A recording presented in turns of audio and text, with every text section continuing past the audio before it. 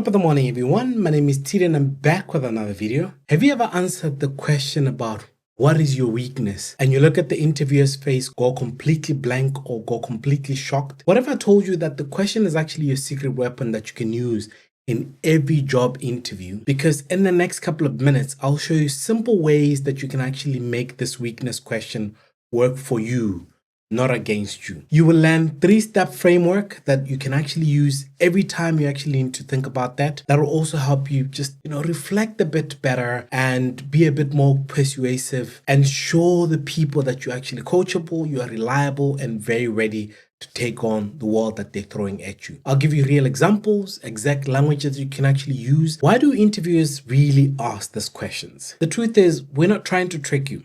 That is the whole truth. All we're actually trying to find out are 3 things. Number 1 is, are you self-aware? Well, self-awareness is one of the most important things in the working environment. Learning ability. Can you learn new things? And lastly, whether your weakness is fatal for the role. Saying you have no weakness also looks very evasive, so please never ever say that. Saying something that makes you unfit is also very risky. So there's always a sweet spot of honesty where it's actually relevant and a bit more fixable. You can actually show people that you've actually learned. Remember, I spoke to you guys about a 3-step framework. Now, here's how it works. 1, admit, act, and effect. When the interviewer asks you, what is your greatest weakness? Which is a question that I know has evolved in so many different ways.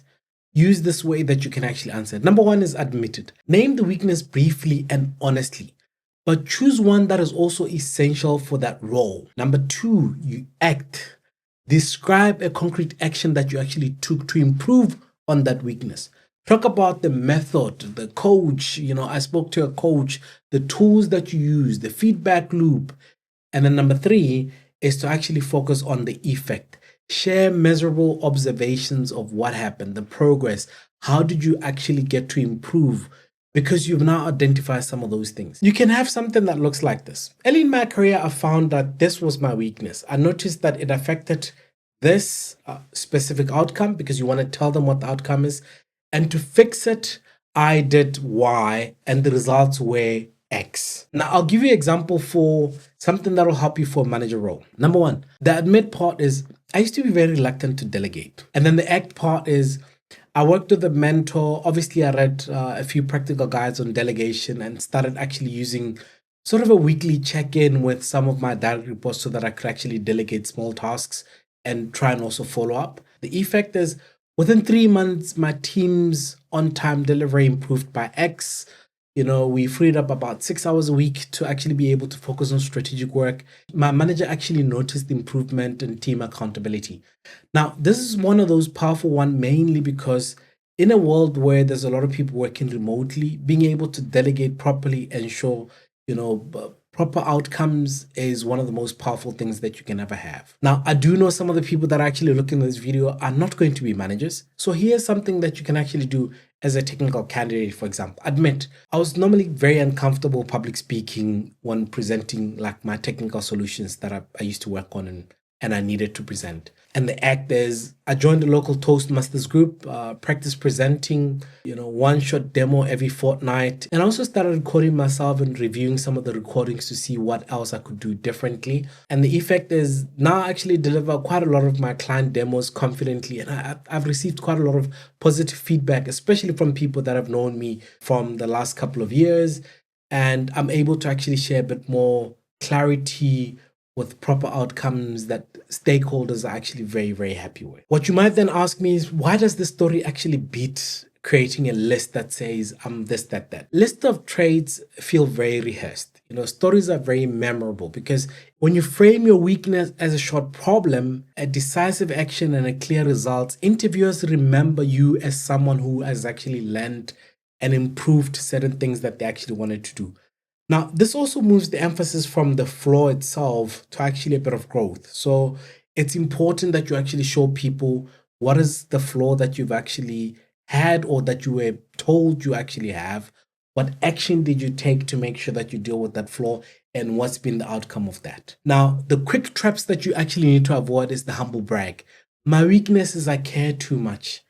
It's so cliche, it's unhelpful, and it sounds very evasive. Number 2 is, which is the deal breaker. Don't choose a weakness that actually removes your ability to do that job. Because yes, I'm saying be honest, but don't go out there and pick on an ability that says my weakness is actually playing with numbers, or whatever it is.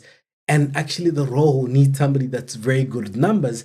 Please don't do that. And number 3 is no follow-up. If you name a weakness, always follow with very specific steps that you're actually taking to improve that. Even if the outcome is not fully there yet, make sure that you show people that you've actually taken steps to improve in that particular weakness. Here's a short script that you can actually adapt to your state of career wherever you are.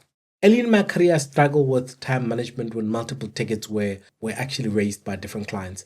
I introduced the triage system, used time blocking in my calendar and adopted my daily stand-ups with the team to make sure that I'm able to deal with that.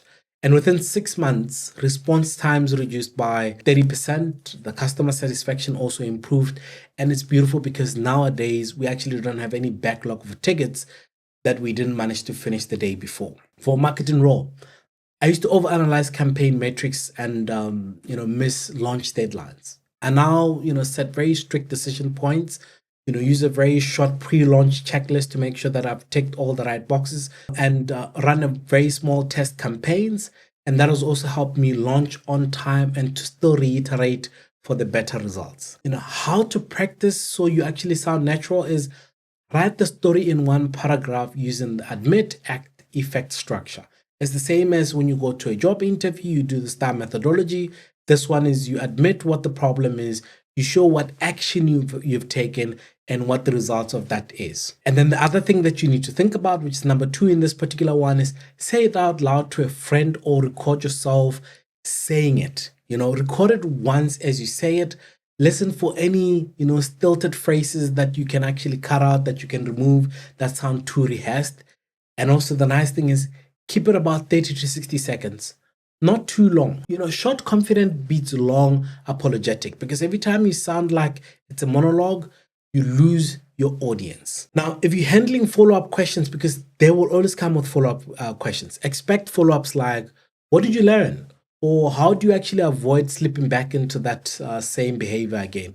Be ready with one-shot line answers that can actually help you monitor some of the progress. Example, well, I track progress with weekly check-ins and monthly goals. So small relapses normally spotted and corrected quickly. Or I've got a mentor that is actually available that I sometimes normally go and pitch some of these ideas to them, especially stuff that is not confidential. I'm able to bounce it with my mentor within the business that's able to help me redraft some of these things. So now the next thing is there's always that one power line close. For example, well, I'm obviously still working on this. I've put in systems in place to make sure that it no longer impacts delivery, but it's also made me a bit more of a stronger collaborator, and I'm able to keep on reiterating and improving with every step that I take. That can become a story that you use for almost every job interview that you go to. Now, the final checklist before you actually go to your next interview is number 1, pick a real but non-critical weakness that you can actually speak about. Find ways to admit what you acted, the effect that it actually had at the end. Give measurable and observable results. Keep it very short, clear, and be confident about what you've actually put in place and how you can fix it, and with a very value-focused closing line. Here's something that you actually need to now remember with this particular question about what is your weakness, is always show people that you are aware that everybody has got a weakness. Number 2, find a story that actually is easy and it's believable and it's in line with the job that you're looking for, but nothing too critical that will actually destroy your opportunities for actually getting this job. Make sure that you actually show people that you've learned something in your career, because if you then speak about this weakness, but you can't show that you've learned anything, that's the end of the opportunity that you've got. And remember, lastly, to always close with a statement that shows that as you go along, you are learning throughout this journey. Now, if you found these tips helpful, please don't forget to subscribe. Don't forget to share with as many people as possible, because this is the video that will help you build your career for the future. Until we meet again, peace.